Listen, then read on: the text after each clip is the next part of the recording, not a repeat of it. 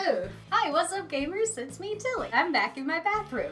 I brought a rolly chair because sometimes I'm tired. So I'm gonna talk about some of my favorite palettes. This is a tag that's been going around. Samantha March started this and I saw it on Butte Bean's channel. But I thought, you know what? I have a large eyeshadow palette collection and I would like to share my thoughts on it with y'all. So here we go. My legs don't want to work. My life does not want to work. Hello. Hi, I'm Tilley. Also, this is probably the last video that's gonna be filmed in my bathroom, so that's exciting. I'm gonna upgrade to not a bathroom. So I have quite a few palettes here, and we have some questions to answer about them. So the first question is, what is my newest palette? That is going to be the Kaleidos Escape Pod. I'm wearing it today because I wanted to play around with it. It just came in the mail. It's beautiful and exciting, and I'm so excited that Kaleidos is coming out with more stuff because I just love their formula. Kaleidos is one of my favorite makeup brands, so I've been waiting for them to release more. I'm just very excited. If I had to collect everything from one single brand, it would probably be Kaleidos. So I'm very happy with this purchase. The next question is, what is my oldest palette? And if we're going by age alone, it's going to be the LORAC California Dreaming palette, which looks like this. This is actually a very grungy neutral palette, which was something I was interested in when I was first getting into makeup, but nowadays I don't really use it that much. This palette came out in 2017, but I actually just purchased it off of Depop. Even though it's an older palette, I think it's aged really well and still can create some beautiful look. Even though I'm not really into this color story now, it's still a palette that I'm really happy to have as a part of my collection. So next is, what's my most expensive palette? And that's gonna have to be my Lethal Cosmetics custom palette. I created this little moment here. I feel like it's a nice vaporwave pastel dream. To create this palette, it was actually $53.20. I saved up so I could do this, and I'm very happy to finally be playing with the Lethal Cosmetics formula. I'm actually really proud of how this color story turned out because I really like it. It makes me happy. Next is, what's my least expensive palette? And that is going to be my ColourPop Going Coconuts palette. This was one of the first palettes I got, and actually two of the shades fell out. I believe this palette was $12, and it's really fun. Again, this was back when I was doing more neutral looks. It doesn't get as much use nowadays that I have branched out and enjoy doing more colorful looks on the daily, but it's still really nice to have for those days where I need to, you know, tone it down. Next up, what is my everyday palette? The one that I go to the most often, and that is going to be Kaleidos. This is the Kaleidos Futurism 3 in Astro Pink. This is the color story. I've said it before and I'll say it again. If you just distilled my existence into a palette, I feel like this is the color story you would get. I love that I can create a huge variety of looks with just 6 colors. And I can do crazy, fun, colorful things, but also very neutral, office-friendly looks.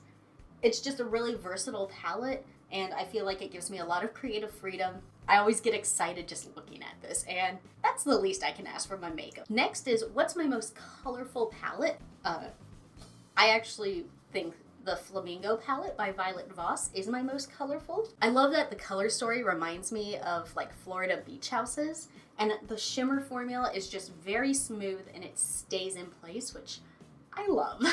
I find that whenever I'm doing a fun and creative look, I'm dipping into this palette for all of the bright colors and fun shimmers that are in it, so yay! Next up is, what is my smallest palette? That's gonna have to go to my Colored Rain Mimosa Moment palette. I actually got this in an Ipsy box, and I actually haven't played with it that much since I typically lean towards more colorful looks. But from what I have done with this, I'm really glad to have it in my collection.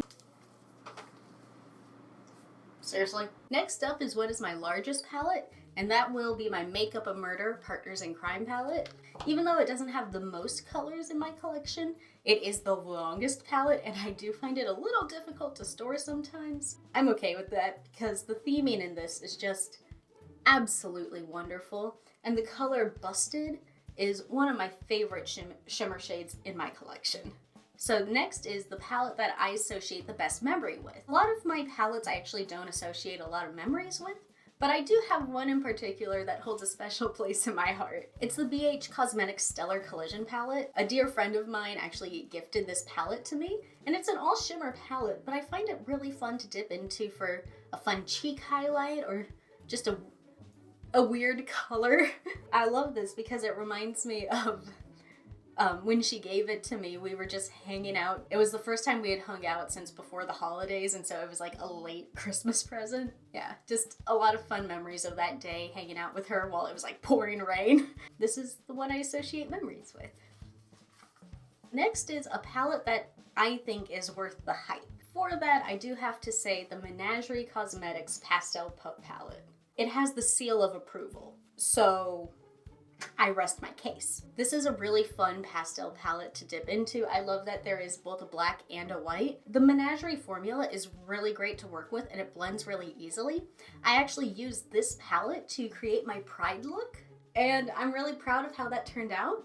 I completely understand why this palette sold out as fast as it did. Next is a palette that I don't think was worth the hype.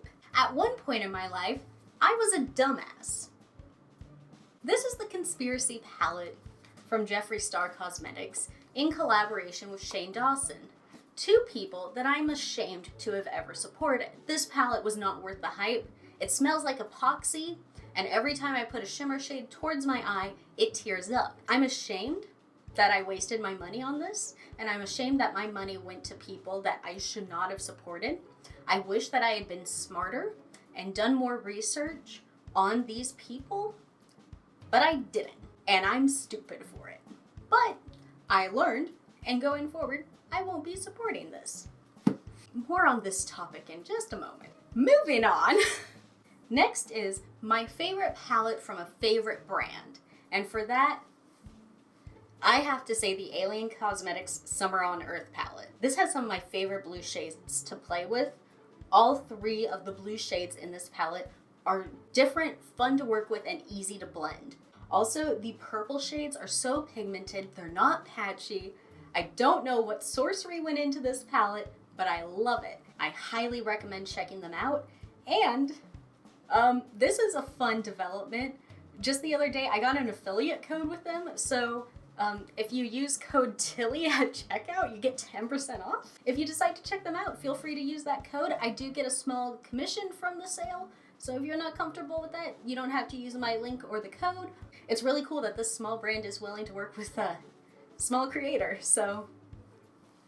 And lastly is my most used palette. This was the first palette I got that wasn't from the drugstore, and it's kind of what got me started in my makeup journey. And it's the Blood Sugar palette. I've hit pan on the shade Candy Floss, and I'm so close to hitting pan on both Sweetener and Ouch. I don't like the fact that owning this palette makes it look like I still want to support Jeffree Star, because I don't. I didn't know about all the Jeffree drama when I was first getting into makeup. All I heard was this was an amazing palette with a great formula, and I made a poor decision in purchasing this. For a long time, it was my only good palette. It did end up being my most used, and so that's why it wins in this category. When it comes to these two palettes, like I said, I'm ashamed that they're in my collection, and honestly, I'm uncomfortable having these in my collection and looking at them. I did spend money on these. Terrible people got my money because I was stupid and didn't do enough research. I'm not comfortable with donating either of these based off of usage or the epoxy issue with this one. And because of the same thing, I don't feel comfortable giving them to a friend in the condition that they're in. Luckily, I'm good at depotting things. So a video coming soon will actually be me depotting both of these palettes. And I think that will also be a fun video for anyone else who is considering kind of reclaiming ownership of their makeup and wants to know how to depot these shadows. I think I figured it out. Yeah, that's that on that. I don't like leaving this video on such a low note, so I'm actually going to recommend another fun warm-toned palette for anyone who's considering that, and that would be the Ace Beauty Blossom Passion palette. It has a lot of similar shades to Blood Sugar. Even though it's a smaller shade selection, I think you can create a lot of really great looks with this. So yeah. Okay, y'all, that's my video for today. I hope you enjoyed it. While I am in the process of moving, I'm still going to try to get some videos out. No promises there. I'm trying my best. I'm tired a lot. I appreciate your patience with me while I go through all of this.